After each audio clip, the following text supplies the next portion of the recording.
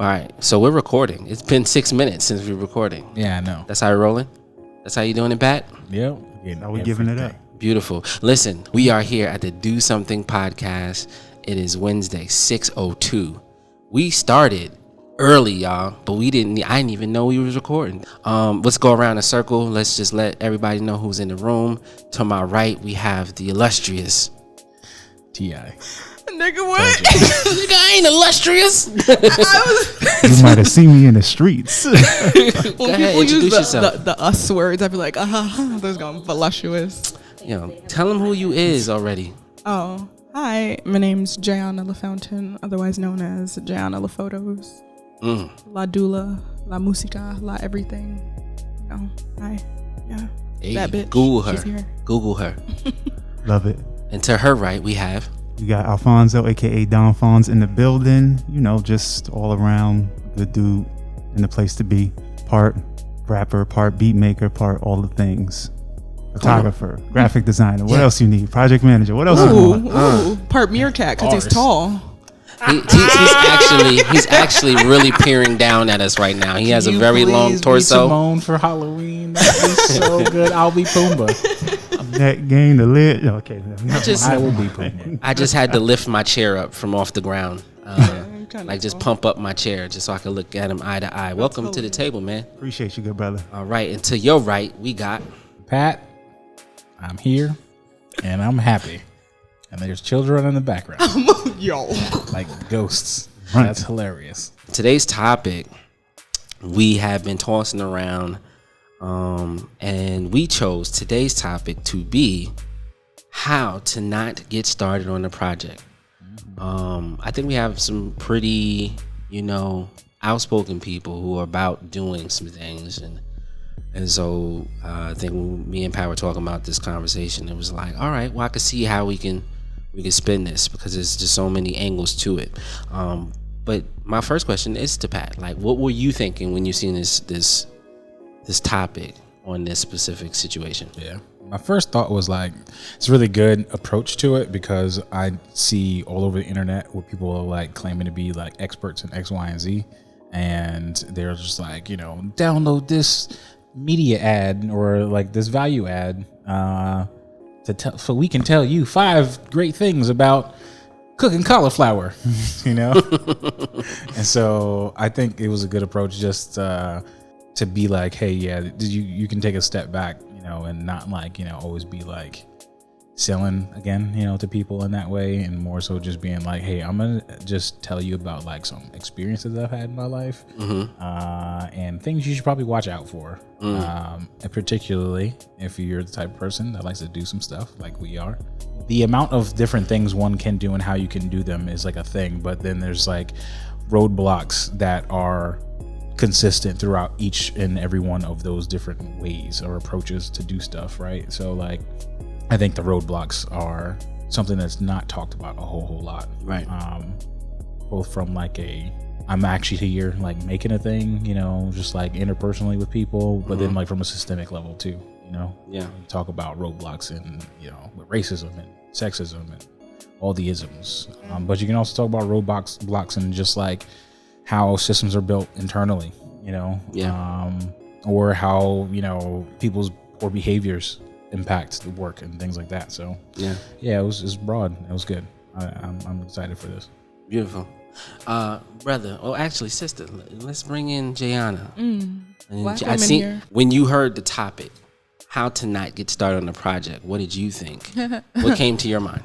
The first thing that came to my mind was all of the failed projects, like the dream projects that people hit me up for, that they wanted to do, but nothing got done because of poor communication between people. And I was recounting a situation where we got into the first meeting portion of like starting to do something. Do something. I can't help it. No one can. But it was with 2 gentlemen that I know kind of like not too well, but well enough to be like, all right, let me hop into this with y'all. We sat and we, went around the table and threw out the ideas that we had for each other, all that jazz, whatever. So after the first meeting, communication like stopped basically, or it was poor.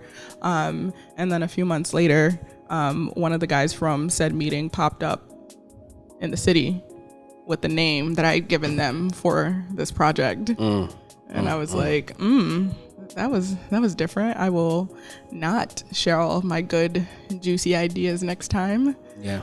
It's weird because when you get in these conversations and you want to build these dreams with everyone, you want to give people sound advice. You want to give them something that you can attach yourself to. And so it's like you're trying to buy in as well, and you want to buy in on a thing that just absolutely makes sense to you. And so when you're giving your ideas, you're not realizing that that idea may run away with that person. It's weird because you gotta trust. I think a lot of our concerns with getting a thing started is when we jumping in with projects with people is that trust factor. Is if what we're talking about, is it going to run out this room and never come back, and there's no type of synergy created. So I struggle with that, right? Because I don't think there's a benefit to holding on to information or knowledge or ideas that you have. Yeah. When like you can share it. I don't like it. It's a weird thing. Yeah. I mean, yeah, like ideas don't generally or wholly belong to us, right? I definitely believe that like a good idea just like travels from person to person, vessel to vessel, until someone can bring it into existence. Right. Like the moment you bring it, like you shoot it out your mouth, understand that the universe heard you, and that 8 people probably thought about it simultaneously. Right. Like Pat's toilet idea. Somebody's probably making it right now. Nobody better be making my toilet idea.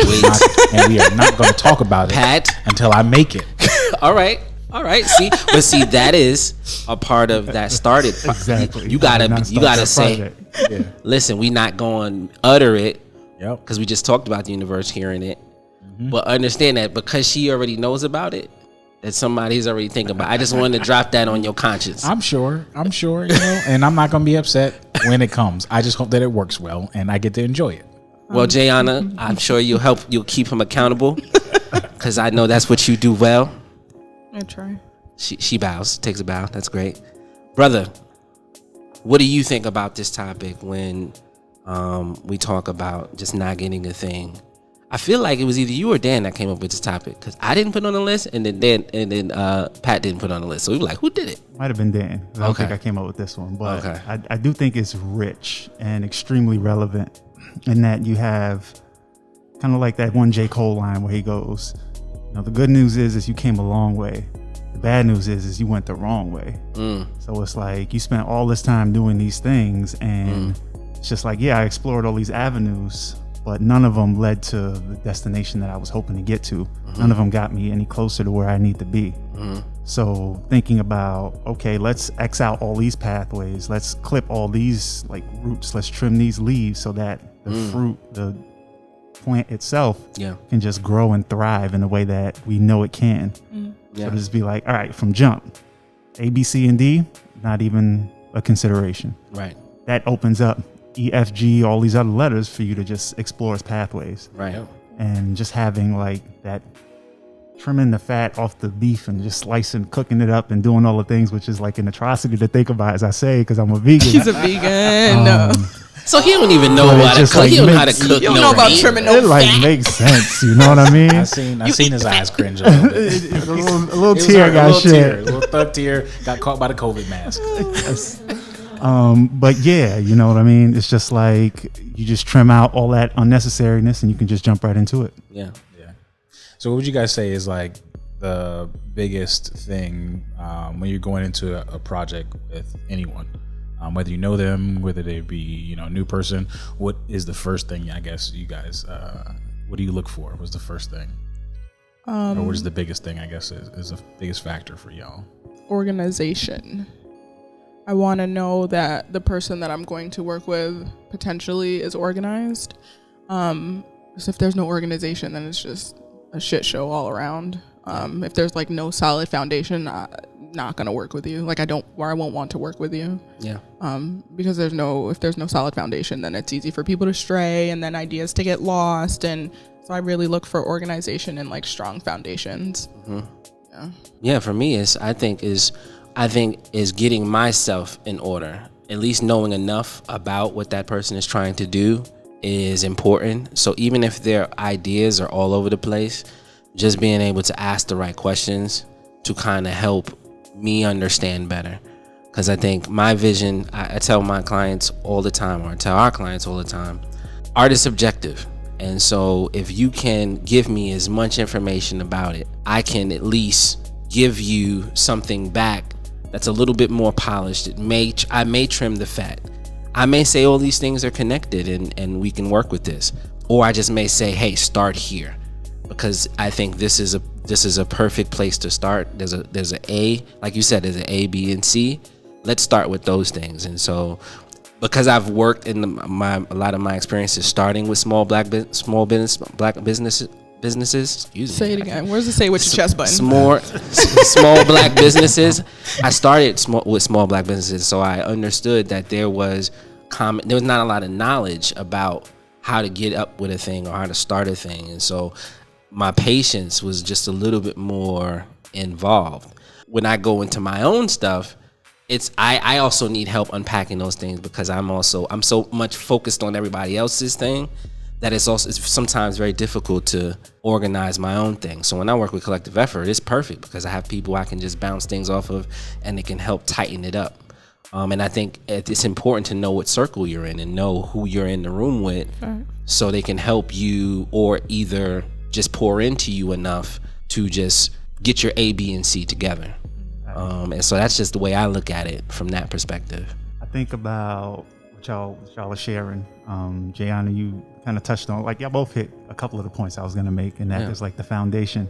And I think of it like a spaceship, right? It's like, all right, let's load up the spaceship. We fueled it up. We've got all this stuff in there, but where we going to go? Yeah. What's the end product? We just going to take off. We going to see what to do from there. Nah, we going to chart a course. We going to map it out. We going to see how much fuel we can save on that roundabout, that slingshot method. We going to get to Mars. We going to get to Jupiter. We going to get to Saturn. Where we going? But what's your budget? What's your budget? That too. Because if you can only go to the moon, then you can't talk about going to Mars. Facts. You got Pluto on your mind, but you got a moon budget. We got some questions, some things to decide and talk about. Right. So having like that goal post to be like, okay, that's the goal. We can shoot for that. If we surpass that, cool. If not, we can tweak and adjust so that we can get to that place. Another part of it as well for me is commitment. So D, you mentioned that circle. It's like you have those folks who are committed to the project, the work, and it's like there's nothing y'all can't do. That, okay, I need to work on this thing. I need to adjust this aspect of how I'm approaching it. I need to go about it this way. And having those folks around you to be able to say, I'm committed to this end product, that however it manifests and it looks like that path we're walking. Yeah. However that ends up being is how we're going to make it happen. I'm committed to that. And having people just be ready to adjust and mold in that way is beautiful. Flexibility. Yeah. Facts. Yeah. So that was one of my big points too, like goalposts, right? Like Jayana, I've been a part of many, especially now that we've built this and all that kind of stuff, like the amount of emails and random phone calls of people who should not have my phone number. Like, talk about it. Why do you have my number? I seen that status. Random messages that I get from people at all levels. I mean, this is like people that I've never done a single thing, but I had this idea to, the biggest corporation, VP or something like that, being like, I've got this idea. No. At all levels, I've experienced people who have an idea and have maybe a direction and like the inability to like make goals towards like how you're going to get there or even what success looks like for that thing. It's very aimless. I have a lot of like people that are very aimless that like hit me up and like try to get me to like, refine them a little bit or like, help give them some kind of clarity on whatever it is that they're feeling inside. And I think that's one of the biggest things that people need to take into consideration when they're starting a thing, right? Like you have to have some kind of means of saying that like, all right, if I'm going to start this thing, like I at least know that if I do these 3 things, like I can move forward or at least be happy at the end of it. Or even if you don't have to be happy at the end of it, but the fact that you can then get to an end, which is my next point, which is like, don't start a thing if you're not intending to finish it too. Like, Yeah. If you had to do it by yourself, would you be able to finish? Yeah. And if you have help in the process, bonus. But if you can at least start a thing and say, all right, I have these people around the table, but if they're not available, it's got to get done. Mm-hmm. And so, yeah, I think that's one of those things that I think about as well. And it's hard because you're pulled in so many directions, or your imagination pulls you in so many directions. You want to impress, but really it's just a matter of impressing yourself and checking off your list. So I think that's probably the most important part. Yeah. You said a thing a couple minutes ago too that I think was really important, about like making sure like, you personally have the ability to like work your way through the situation, which is totally relevant to the last thing you said. So it's like, I think even though I've been a part of a lot of like aimless projects or groups or organizations, in the situation, I was able to ask the right question or have a very specific set of boundaries that allowed me to either remove myself or help the group come to some kind of conclusion or direction. And I think that that's super, super important. So I would say you never start a project without having a very specific set of boundaries, which you then get to define what those boundaries are based off of, who the team is and, what, if there's a budget or not, and, what is the scale and, all those kinds of things. Like you get to once you start understanding that kind of information, like you definitely have to start developing your boundaries like directly after that. Yeah. You have to. Otherwise, that's how you get sucked up and you get lost in a thing and you get resentment. Or you're stepping on somebody's toes. Stepping on people's toes. You gain resentment for the people that you're working with, like all those kinds of things. You have to have those things. Like I remember in the earlier days, like being a part of like smaller organizations that were organizing and things like that. And it got to a point where I was just like, okay, you know what? I know that these three things that happened like in that moment, right? It was like 3 big things that had happened that I was just like, those three things happened. That's my boundary limit. I'm exiting from this situation. Yeah. And I was able to maintain my relationships, with those people in some kind of facet. Yeah. Because I was able to be like, oh, there's my line, and right. Here it is. Right. And so I think that like that. How do we prepare people? And I know I had an amen moment over here. But how do you prepare people for that? Hey, do you let them know off the top, or is this like a middle of this road process? Is that a beginning of the like, hey, listen, this is what I can do and this is what I can't do? I don't know. I think it's a little bit of both, because like it's really dependent upon how much time you personally have had and like understanding who you are and what you're capable of. And then in relation to like the group or whatever, or the project, like I think the more seasoned you are in like that experience, the quicker you can kind of like throw that stuff up front. But if you're like just starting out and like you're just getting your feet wet with like trying to do a thing on your own or something like that, or at least that's outside of your 9-to-5 job or whatever, like that stuff takes learning. So like I give space and flexibility to people to figure that out along the way.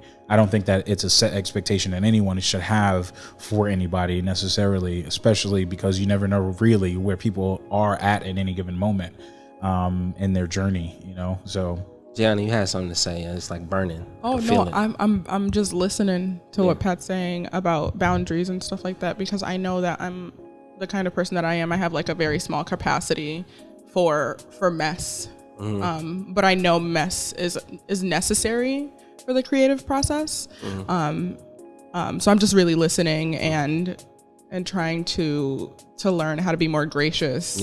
When it comes to like starting projects with new people. It's tough with myself, even because like for me, I've had to be extremely gracious. I was supposed to put a book out February 2020. It's nowhere near done still. because life happens, like life just happens, and Right. people also don't have the same tools and the same access to people and things as you do. And one of the things that stuck with me from my doula class was you need to meet people where they are, not where you want them to be. Trans-theoretical model. So I'm really trying to like learn to have a bigger capacity Yeah. for people and things, especially when it comes to like the creative world, because like we're like the hardest people to get in touch with, to like finish Hardest stuff people to with. organize. Like we have mad emotional, like there's Yo. so many things that like oh, that's the wrong color chartreuse, I don't think I could do this project no more. Like, you know, like we're like mad sensitive. The emotional piece is very big with me. Yo. I know Corinne is probably snickering. My Cancer sign sometimes leads me into things that I didn't necessarily think all the way through. And I'm like, I'm ready to run through this brick wall. And then I hit that, I make that first lean in with my shoulder. And I'm like, ooh, that kind of hurt. I could have And changed up my approach. yeah, if I'd have just looked and seen that there was a door right around the corner, then we would have been, I would have been better equipped. And then maybe there's some like styrofoam walls on the other side of that door that I could just, push over. And so my analogies are crazy. Yeah, they're wild right now. I need a drop from my analogies, yo. Chill. But yeah, I think we all have those emotional moments where we're just, we just want to do good things and we want to be what our ancestors' wildest dreams, but we don't really think of the like toll it will take and how to guard that, how to like just say, you know what, this is what I have the capacity for, or it's gonna go really left for me because it's gonna trigger me in some type of way. Because I've stepped too deep in. And so I think we're all allowed that space. And I think Jayana put it best. We got to meet people where they are and understand that everybody's experience is very different. Yeah.